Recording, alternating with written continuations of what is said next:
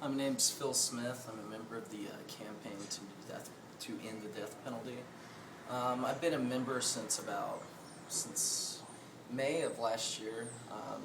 Always kind of had this understanding of, like an abstract understanding of the injustices in our society. You know, I've read people's history, and when I was a teenager, I was really into statistics, right? But so I had this abstract notion that real change in society happens from below.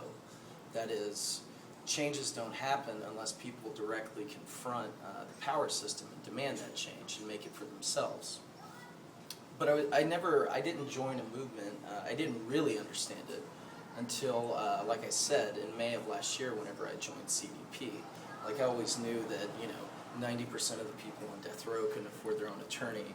I knew that 55% of the people on death row were ethnic minorities. I knew that 42% of the people on death row were black men. So I knew that it was a classist system. I knew that it was racist.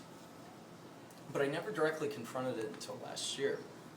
And the CDP is it's a great organization because we directly confront these issues. We work directly with prisoners. We work directly with their families. We stand in solidarity with the activists on the inside. Now, in the Denton chapter of the campaign to end the death penalty, we've taken up the case of Rob Will. Rob Will's an amazing guy. He's a activist on the inside. He does strikes. He occupies showers. He directly confronts the abuses that happen to prisoners on death row. He does hunger strikes. He works in solidarity with other prisoners. And I think that it's our duty as abolitionists to support those on the inside who are in direct, who experience the injustice of this system every day.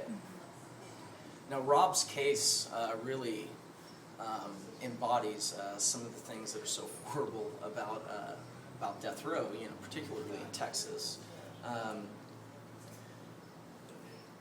Rob's case is a perfect example of prosecutorial misconduct. It's a perfect example of how the justice system targets those who are poor in our society. Rob had a public attorney at his trial, and